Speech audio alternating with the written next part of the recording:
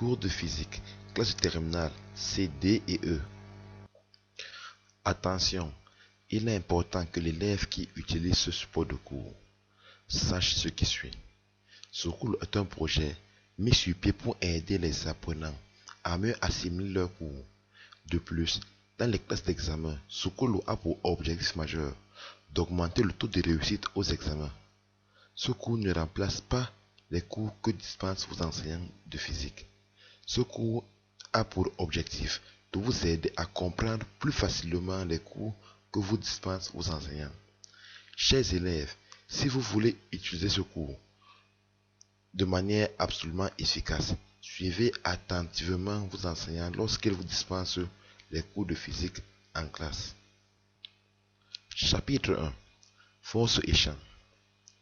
À la fin de ce cours, l'apprenant devrait comprendre l'énoncé de la loi d'attraction universelle, définir le vecteur champ gravitationnel, son unité, préciser l'expression du champ de gravitation terrestre à l'altitude h égale 0, énoncer la loi de Coulomb, définir le champ électrostatique, donner ses caractéristiques et son unité, définir la force magnétique, définir le champ magnétique et donner son unité, définir la force de Laplace, comment elle s'exerce sur un conducteur, donner l'expression de la force de Lorentz sur une charge.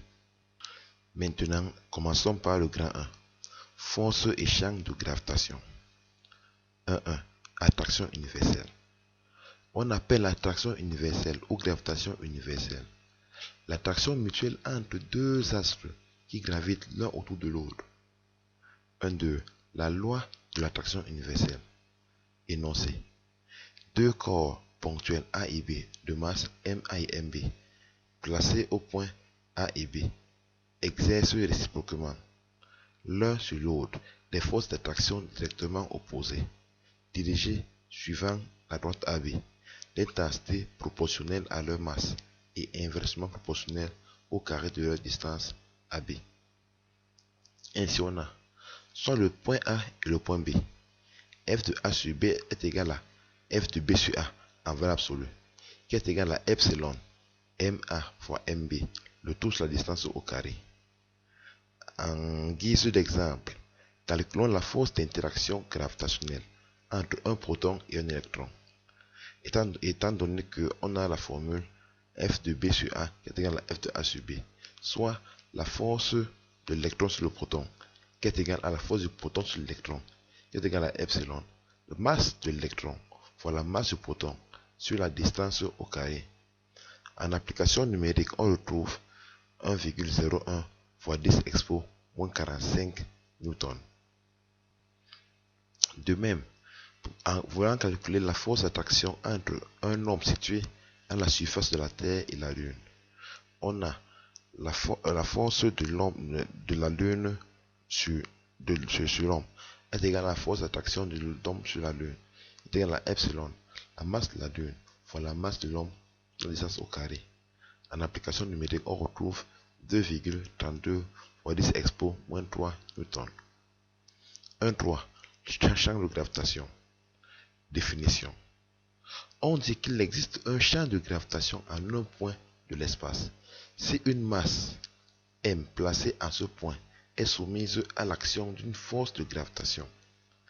Ainsi on a à 1.3.2 champ de gravitation créé par une masse ponctuelle à un point.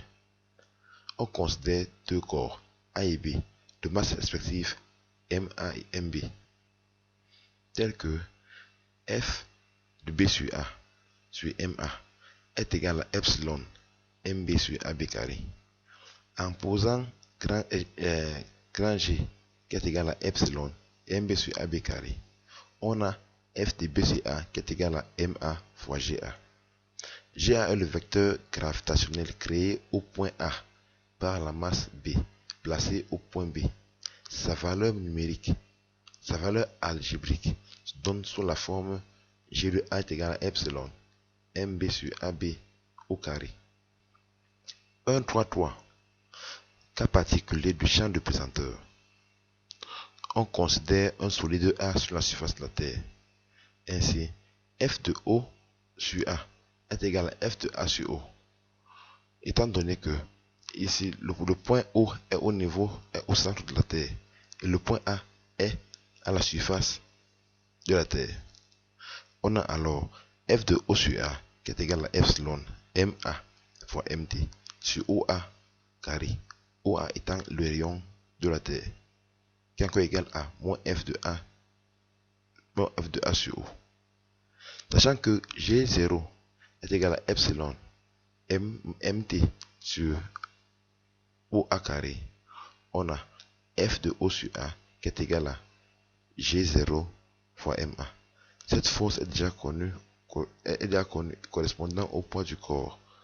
Et on a F de O sur A qui est égal à mg, soit le poids du solide. Ainsi, on a l'attraction universelle. Tous les corps gravitent autour du Soleil. Et le Soleil exerce une force sur chaque planète. La Terre exerce une force sur le Soleil et une force sur la Terre. C'est ça qu'on appelle l'interaction gravitationnelle de manière physique, de manière visuelle. C'est l'objet de cette diapositive. Après l'animation, on peut définir la force de gravitation s'exerçant sur le solide A, qui est le poids du solide. Et le champ de pesanteur qui crée cette force varie en fonction de la distance et en fonction de la latitude. Ainsi, on a G de H qui est égal à epsilon, masse de la Terre, sur le rayon de la Terre plus la hauteur, le tout au carré. Au point 0, c'est-à-dire au niveau de la surface de la mer, on a G0 qui est égal à epsilon, masse de la Terre sur le rayon de la Terre au carré. En divisant les deux expressions, on a G0, G de H qui est égal à G0, rayon de la Terre au carré, sur le rayon plus H, le tout au carré. H étant la distance de l'objet au niveau de la Terre. Ok, maintenant nous allons aborder la deuxième grande partie du chapitre. Force et champ électrostatique. Généralité. On appelle charge électrique tout corps possédant un déficit ou un excès d'électrons. Il existe deux types de charges, les charges négatives ou électrons et les charges positives.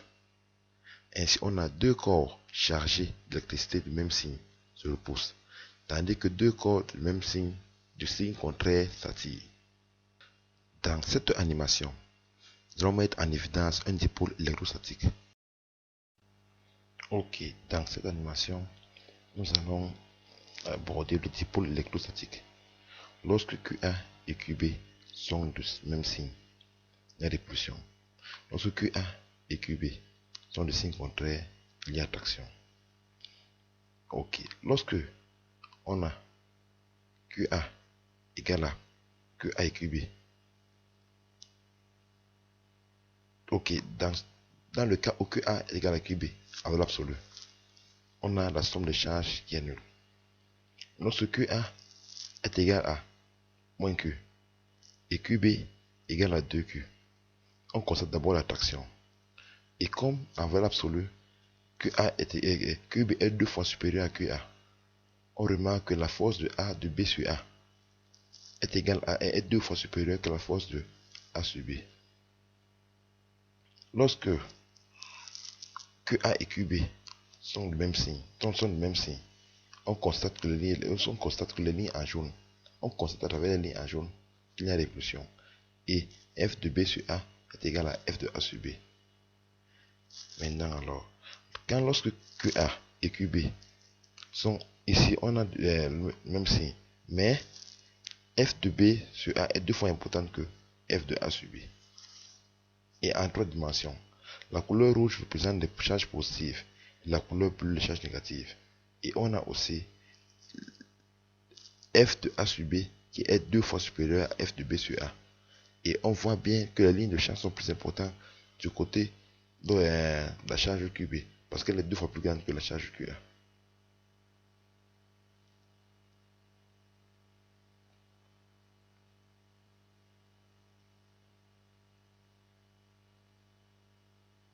Et là, on a le résumé de la diapo de manière visuelle.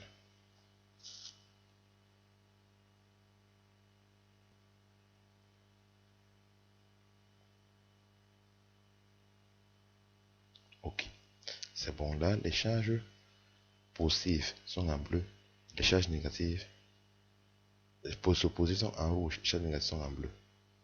Nous allons continuer le travail.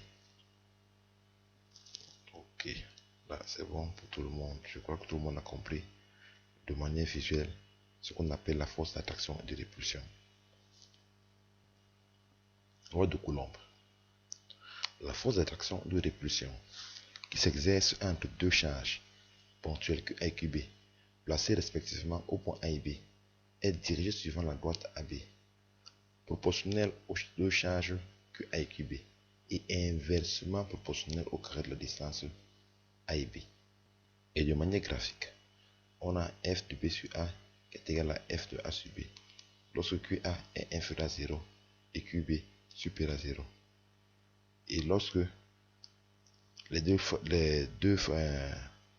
charges sont du même signe, là il y a répulsion.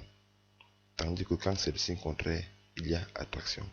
Et on a F de B sur A qui est égal à F de A sur B qui est égal à K QA QB sur AB au carré. Dans cette diapo, nous mettons en évidence une paire de charges ponctuelles.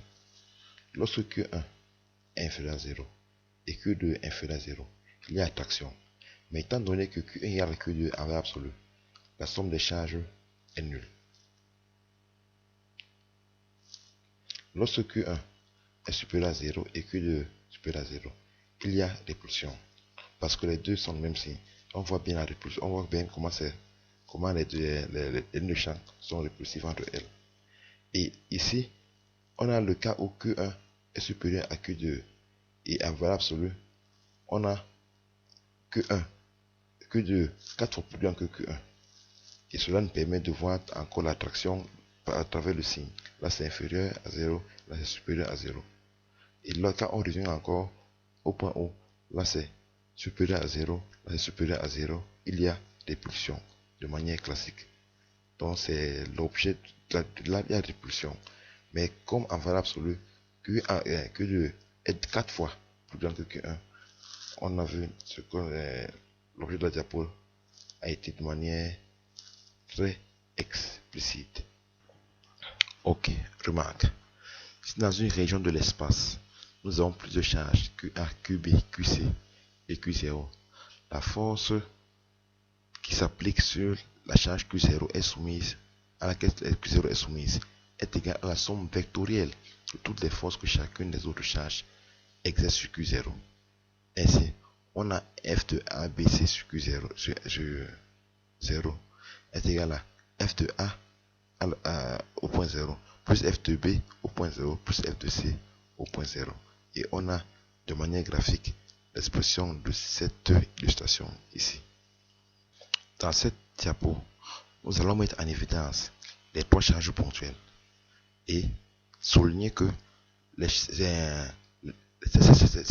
force qui s'applique sur la charge Q0 dépend du signe de la charge et de l'importance de la charge. C'est ce que nous sommes en train de faire dans cette diapo. Okay. Le champ électrostatique. On appelle champ électrostatique toute région de l'espace où une charge électrostatique, une charge QM est soumise à une force dite électrostatique. Ainsi, on a E de M au point A est le champ créé par la charge QA au point M. Elle est centrifuge, donc elle s'éloigne du centre lorsque QA est supérieur à 0. Et on a le vecteur champ électrique ou électrostatique E de M sur A, créé par la charge QM au point A, est donné par l'expression E de M sur A est égal à F de A sur M sur la charge QM. Et la direction est la droite AM. Le sens est celui du vecteur. Et Le sens est celui du vecteur AM. Et son module E de A sur M est égal à F de A sur M sur QM, où F est en Newton, Q en coulombe et E en Newton par coulombe. En récapitulatif, on montre que dans une région de l'espace, une charge Q placée en un point O, créée en ce point A de son voisinage, tel que OA égale la distance, est un champ électrostatique. Si et seulement si le point M est le point d'application, sa direction est la droite OM, et le sens est centrifuge, c'est-à-dire celui du vecteur OM. Si Q est supérieur à 0 et centripète, donc celui du vecteur MO. Si Q est inférieur à 0 et son module est E de A, qui est égal à KQ sur la distance au carré. C'est une formule très importante à bien retenir. Retenons aussi que lorsque, dans une région de l'espace, se trouvent plusieurs charges, le champ créé par l'ensemble de ces charges en un point M est égal à la somme vectorielle de chacun des champs créés au point M par chacune de ces charges agissant toutes seules. Ainsi, on peut écrire E au point 0 est égal à E de A plus E de B plus E de C. 2.3. Le champ uniforme. On dit d'un champ électrostatique qu'il est uniforme lorsque, dans une région donnée de l'espace, ce champ est constant à chaque moment. Ainsi, on a E de A qui est égal à E de B, qui est égal à E de C, qui est égal à E de D. Voilà. Maintenant, définissons les lignes de champ. On appelle ligne de champ une courbe qui en tout point est tangent au vecteur champ électrostatique E. Et une ligne de champ est orientée dans le même sens que le champ électrostatique grand E. Le champ électrique pour une charge positive et une charge négative. Voilà une illustration de ce qu'on appelle le champ électrique. Donc quand c'est positif, les lignes de champ fuient le champ électrique. Quand c'est négatif, les lignes de champ vont vers le champ électrique. Remarque, les lignes de champ indiquent le déplacement d'une charge positive.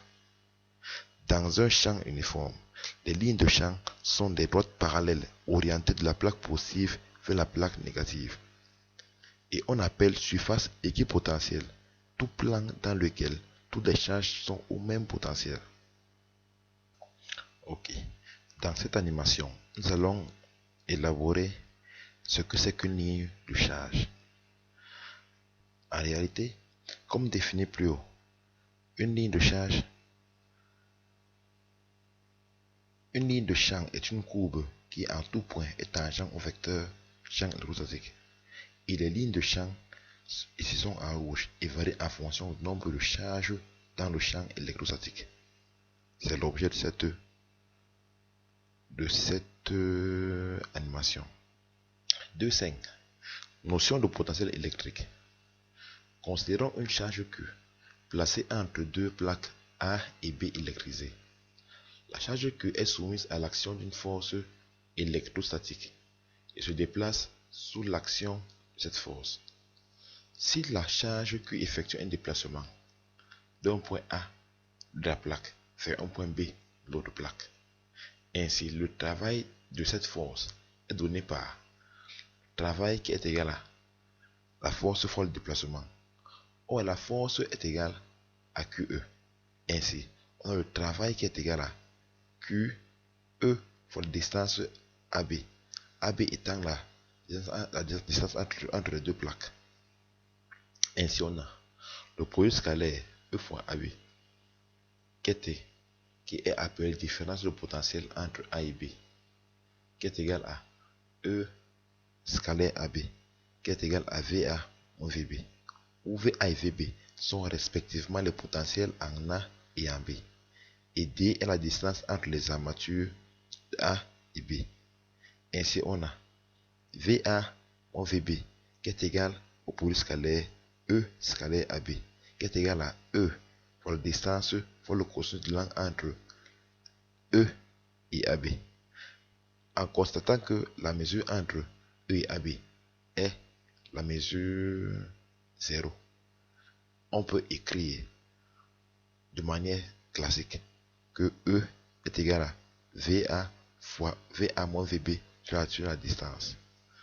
Et en guise de représentation, on a la force, on a ici une charge, on a la force F et on a le travail de cette charge de la matrice A vers la matrice B. 2.6. Énergie potentielle ou électrostatique. On appelle énergie potentielle à nom point A la grande notée énergie potentielle électrostatique telle que E P EL est égal à Q VA plus sa constante, Q étant en coulomb, V en volts, et sachant que l'énergie en joule. Or, on sait bien que le travail qui est égal à la force fois la distance, le scalaire de la force fois la distance, qui est égal à Q, V à moins VB. Et on peut trouver de manière classique que le travail de AB est égal à l'énergie potentielle l'électrostatique au point A moins l'énergie potentielle l'électrostatique au point B.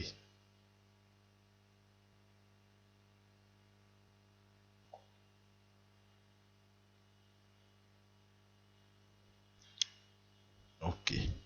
Dans cette animation, toutes les charges sont au même potentiel. Ainsi, nous sommes en présence d'une surface équipotentielle. Voilà. Là, le potentiel est plus 100 volts et là, moins 100 volts. Donc, c'est l'objet de cette animation. Maintenant, nous allons aborder la troisième partie du chapitre qui s'intitule Force et champ magnétique. 3.1. Les forces magnétiques. Définition. On appelle force magnétique une force exercée ou subie grâce à l'existence d'un champ magnétique. 1.2. Les aimants. On appelle aimant toute substance capable d'attirer le fer et certains de ses alliages. Les propriétés magnétiques d'un aimant ne se manifestent généralement qu'au niveau de ses extrémités, appelées pôles. On a le pôle nord et le pôle sud. Les pôles de même nom se repoussent, tandis que les pôles de noms différents s'attirent. En guise de définition, on appelle champ magnétique toute région de l'espace dans laquelle tout objet ferromagnétique s'y trouvant subit l'action d'une force magnétique. En tout point d'un champ magnétique, il existe une grandeur appelée vecteur champ magnétique et notée grand B, tel que grand B, son point d'application est le point M, auquel s'exerce le champ. La direction est une droite, le sens du sud vers le nord d'un aimant. Son module varie en fonction de la nature de l'objet qui crée le champ. 3.2.2. Les lignes de champ sont des courbes qui, en chacun de leurs points, sont tangents au vecteur champ magnétique. Elles ont le même sens que le vecteur champ magnétique. L'ensemble des lignes de champ est appelé spectre magnétique. Ici, on voit l'illustration du champ magnétique à travers un barreau aimanté. Voilà. Dans cette animation, on voit les lignes de champ dans un solénoïde. Ainsi, comme défini plus haut, les lignes de champ sont les courbes qui, en chacun de leurs points, sont tangents au vecteur champ magnétique. L'ensemble des lignes de champ s'appelle le spectre magnétique. Dans le cas d'un solénoïde, on remarque que le nombre de lignes reste constant malgré la variation du nombre de spires. Voilà. Ok, très bien, remarque. On appelle champ magnétique uniforme toute région de l'espace où les lignes de champ sont parallèles et le vecteur champ est constant en tout point le vecteur champ est constant en tout point de cette région. 3.3. Interaction d'un champ magnétique avec le courant électrique. La loi de Laplace. Lorsqu'un conducteur OM placé dans un champ magnétique est parcouru par un courant électrique d'intensité I, il est soumis à l'action d'une force appelée force de Laplace. Ainsi, on a l'énoncé de la loi de Laplace. Une portion rectiligne du conducteur de longueur L, parcourue par un courant I, est placée dans un champ magnétique, est soumise à la force électromagnétique dite force de Laplace, appliquée au milieu de la portion donnée par l'expression F est égal à IL vectoriel B. Ok. Dans cette diapo, on a un aimant qui va créer le champ magnétique. On a le conducteur OM et on a un circuit électrique. Voilà.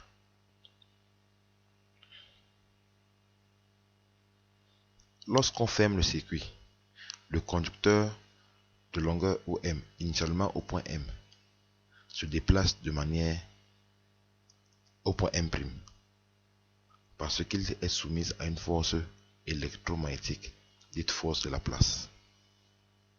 Voilà. Donc, de manière, c'est cette force-là qui fait bouger le conducteur quand on ouvre, quand on ferme le circuit. Cette force-là, cette force de Laplace.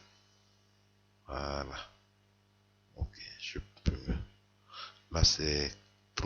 Ok, cette force est caractérisée par la direction qui est orthogonale et formée par le trièdre I, B et F pour que le vecteur, pour que le trièdre soit direct. Son intensité donne par la relation F est égal à ILB, sinus l'angle entre IL et B. Remarque, le sens de IL est celui du courant électrique. Le sens de la force de Laplace est donné par les règles des trois doigts de la main droite. 3/4. Interaction entre un champ magnétique et une charge électrique. La loi de Lorentz. Ainsi, une particule chargée en mouvement avec une vitesse v dans un champ magnétique B est soumise à une force magnétique appelée force de Lorentz. Et on a F qui est égal à QV vectoriel B et caractérisé par le point d'application qui est la particule chargée, la direction qui est perpendiculaire au plan formé par V et B. Le sens est tel que le trièdre VB et F soit direct et son module est F qui est égal à Q VB sinus l'angle entre V et B. Ainsi, comme énoncé au début du chapitre, nous avions ensemble énoncé la loi d'attraction. Nous avons défini le champ gravitationnel. Nous avons élaboré la loi de Coulomb. Nous avons élaboré la force magnétique. Ensemble, nous avons défini le champ magnétique. Nous avions vu quel est l'effet de la force de Laplace sur un conducteur. Et nous avons enfin défini la loi de Lorentz. Chers apprenants, j'espère que ce module sera pour vous d'une importance capitale. Très bon apprentissage.